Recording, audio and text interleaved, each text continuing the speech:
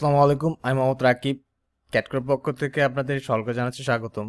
3ds ম্যাক্সে extra design প্রজেক্টের যে first স্টেপের কাজটি আপনাদের করতে হবে, সেই কাজটি হলো এই ধরনের একটি প্ল্যান আপনাদেরকে অটোক্যাডে ক্রিয়েট করে নিতে হবে বা তৈরি করে নিতে হবে। দেন অটোক্যাডের মধ্যে এই প্ল্যানটির মধ্যে কিছু মডিফিকেশনের কাজ আপনাদেরকে করতে হবে।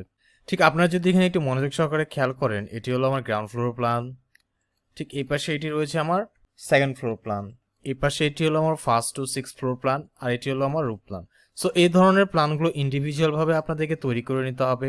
দেন আপনাদেরকে যে কাজটি করতে হবে সেটি হলো এই যে ওয়ালগুলো যে রয়েছে, এগুলো হলো এই বিল্ডিংয়ের ওয়ালের লেয়ারটি।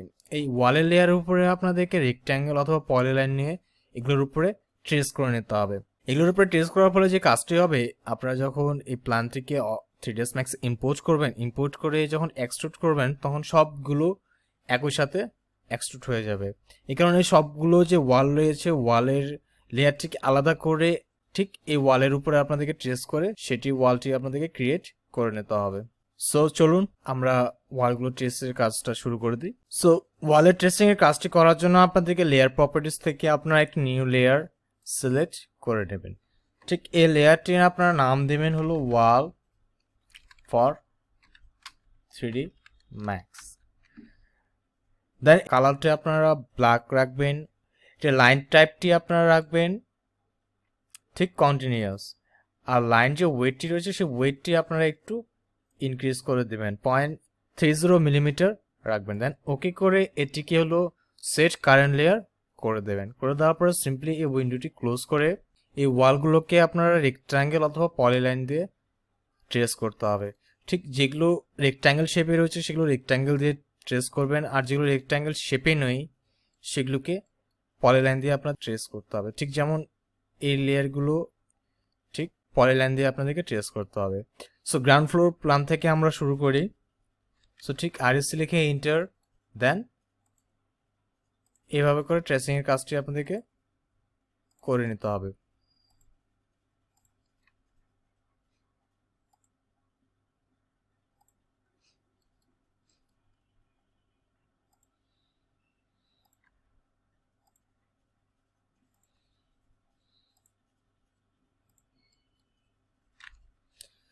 ঠিক প্রথমে আপনাদের কাজ করার সুবিধার্থে আপনারা যে কাজটি করবেন, যেগুলো রেক্ট্যাঙ্গেল শেপে রয়েছে সেগুলো সব রেক্ট্যাঙ্গেল দিয়ে আপনারা ট্রেস করে নেবেন।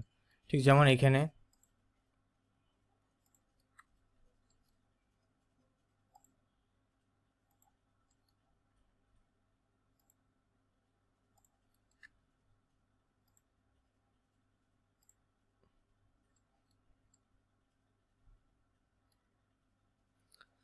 দেন যে ওয়ালগুলো আপনার পলিলাইন দিয়ে ট্রেস করতে হবে, যেমন এই ওয়ালগুলো আপনার রেক্ট্যাঙ্গেল শেপে নেয়, এই ওয়ালগুলোকে আপনাদের পলিলাইন দিয়ে সুন্দর করে ট্রেস করে নিতে হবে। আর এই ট্রেস করার ফলে যে কাজটি হবে, আপনারা বিল্ডিংয়ের সবগুলো ওয়াল একই সাথে আপনারা এক্সট্রুড করে নিতে পারবেন। আর আপনার কাজটি খুবই দ্রুত এবং খুবই ইজিলি হয়ে যাবে, কেননা ওয়াল তুলতেই আপনার অনেক সময় চলে যাবে। এই কারণে এই সিস্টেমে যদি আপনারা কাজ করেন তাহলে আপনাদের অনেক সময় বেঁচে যাবে।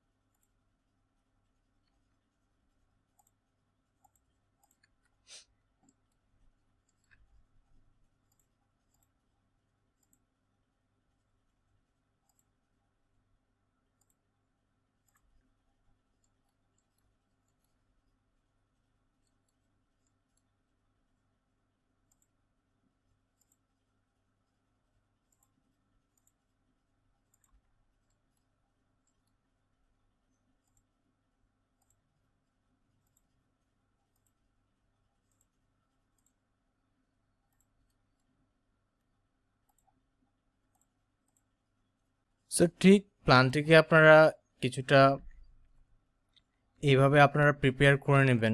আর এইভাবে প্রিপেয়ার করার ফলে আমাদের কাজটি অনেক সহজ হয়ে যাবে, কেননা এই প্ল্যান্টের উপরেই আপনার এক্সটেরিয়র কাজ শুরু করবেন।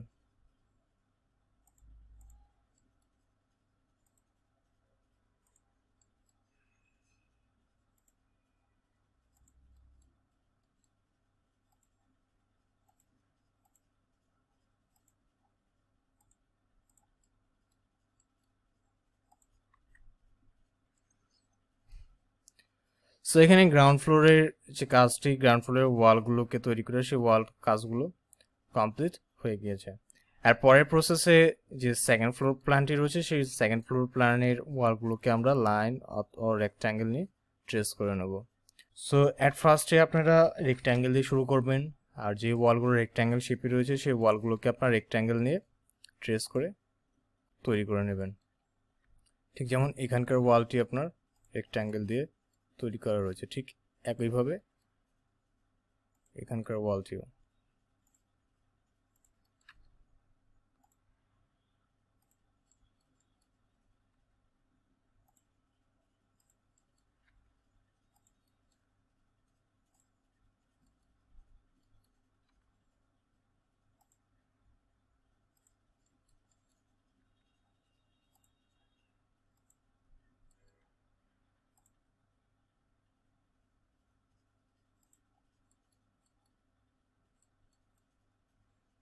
ঠিক যে ওয়ালগুলো রেক্ট্যাঙ্গেল শেপে রয়েছে সেই ওয়ালগুলোকে রেক্ট্যাঙ্গেল শেপ দিয়ে আপনার ট্রেসিং করার পরে আপনারা যে কাজটি করবেন, পলিলাইন দিয়ে যে ওয়ালগুলো পলিলাইন শেপে রয়েছে বা একটু টেরা বেঁকা আঁকা বাঁকা শেপে রয়েছে সেগুলোকে আপনারা পলিলাইন দিয়ে ট্রেস করে নেবেন।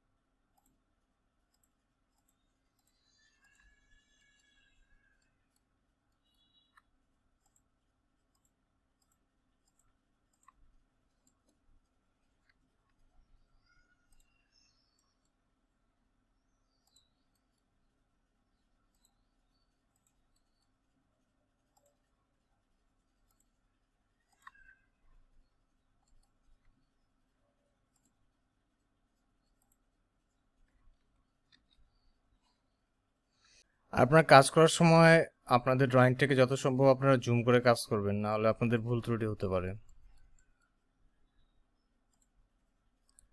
ঠিক যেমন এখানে একটু ভুল আমার দ্বারা হয়ে গেছে, সেটিকে আমি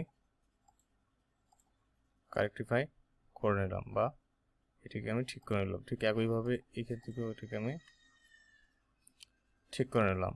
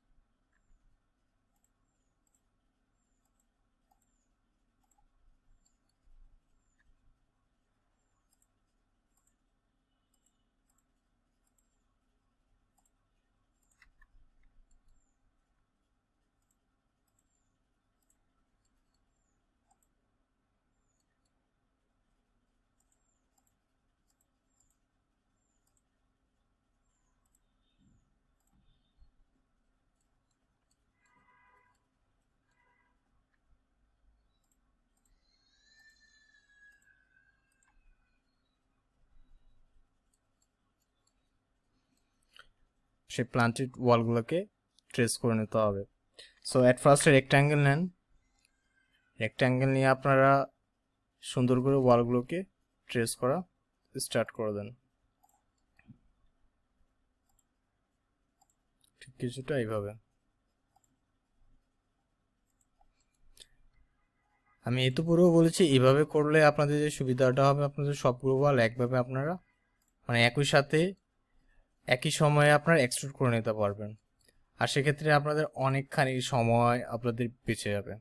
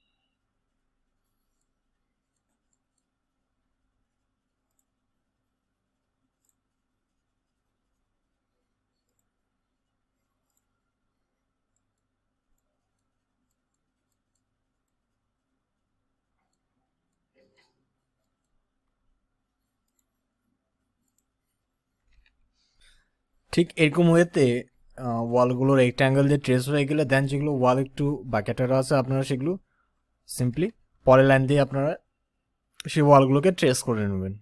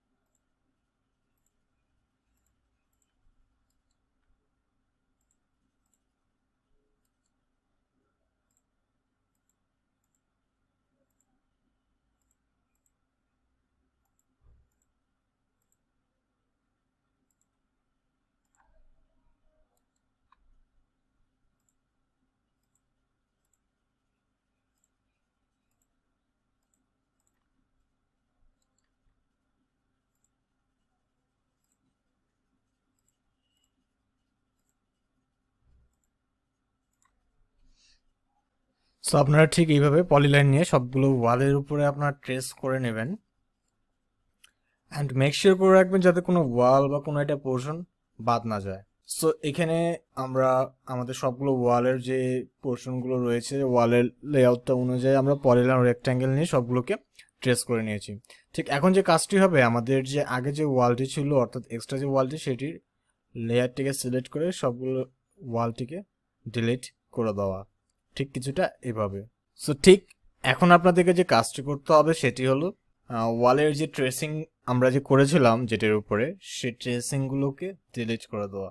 সো সিম্পলি আপনারা যেটি করবেন, সেই লেয়ারটিকে সিলেক্ট করে এইখান থেকে আপনারা আইসোলেট নামে যে অপশনটি রয়েছে সেই অপশনটির উপরে একটি ক্লিক দেবেন।